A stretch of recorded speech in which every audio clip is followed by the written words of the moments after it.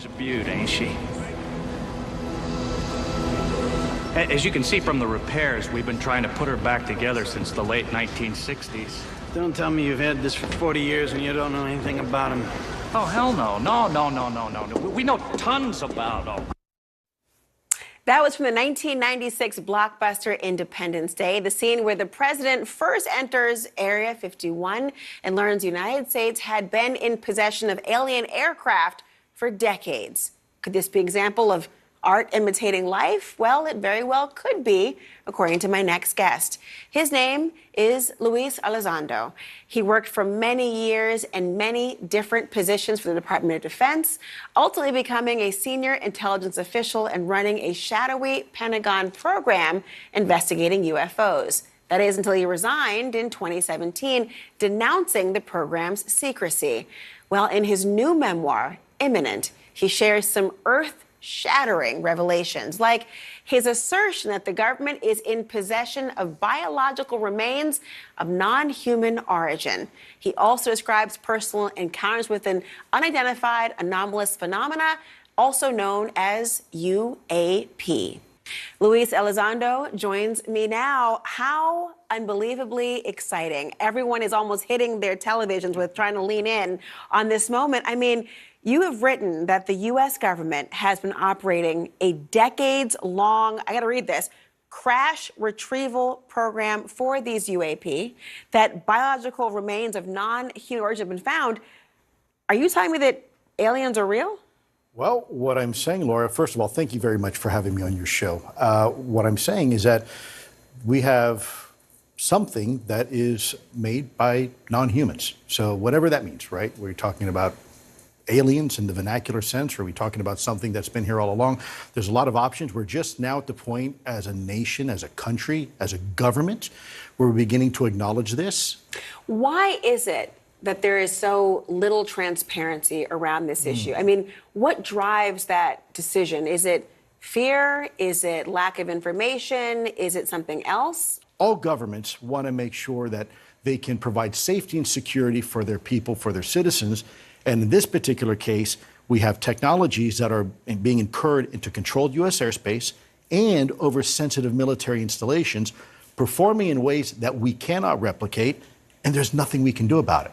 So that's not a really good conversation to have if you're a military leader to have with the American people, right? Until you have a solution. That's a really important point, because it would create perhaps anxiety with the inability to answer certain questions. And yet there are people who crave the information and want to know if it's real. And by the way, you mentioned military. I mean, there's this video released in 2017 that shows Navy pilots encountering this UAP. Can you explain what we might be seeing here?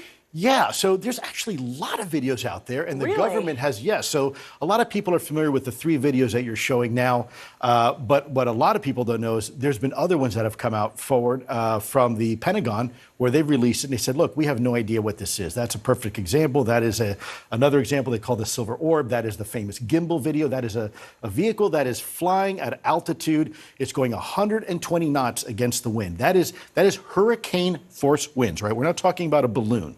We're talking about a technical vehicle that is going against the wind, and it begins to maneuver in a very interesting way. Most aircraft, because you have wings, when you turn and you articulate the aircraft this way, you lose lift and you lose altitude. That's not what we're seeing in that video. We're seeing a crowd. You can even hear the exasperation of the pilots when they say, whoa, bro, that's not a drone, dude. And there's some expletives there. And the vehicle begins to turn in a way that really, these are trained pilots. These pilots are trained observers. They're combat. Some of them are Top Gun pilots. They know the difference between an Su-22, a MiG-25, and an F-16 from 10 miles away. And what they're seeing there defies all description. In some cases, these things don't even have wings. No rudders, no ailerons, no control surfaces, no cockpits.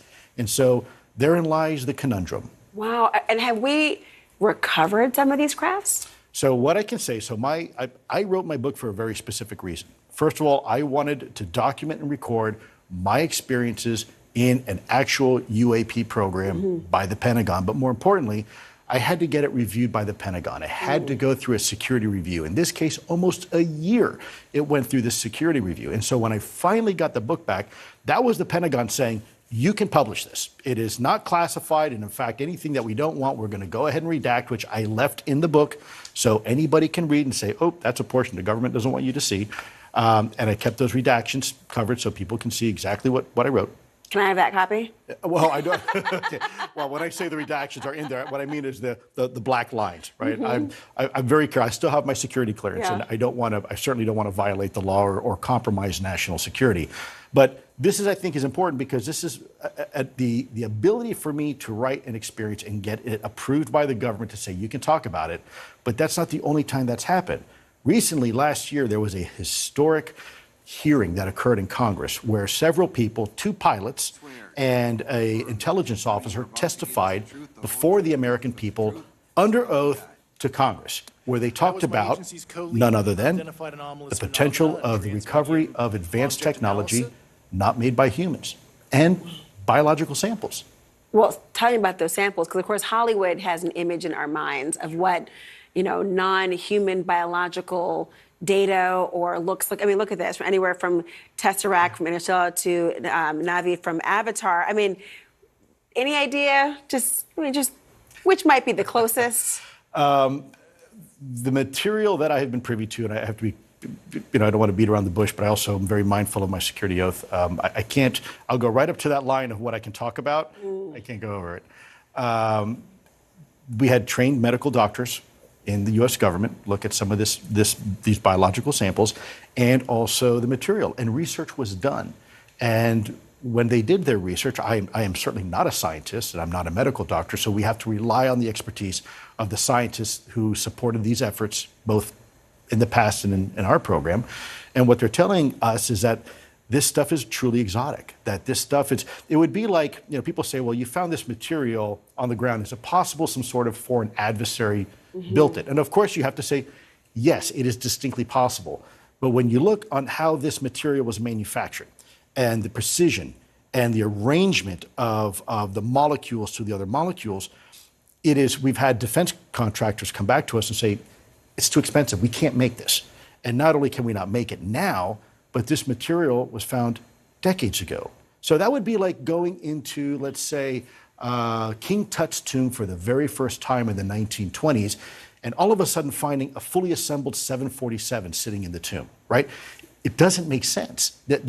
That type of capability to make that did not exist at the time the tomb was made. And it's the same thing, same analogy with this. We have material, we know it's there, it's real, we can study it, but we don't know how it's manufactured. And it's manufactured in such a way that is very perplexing, and some of the properties are very nuanced and very interesting.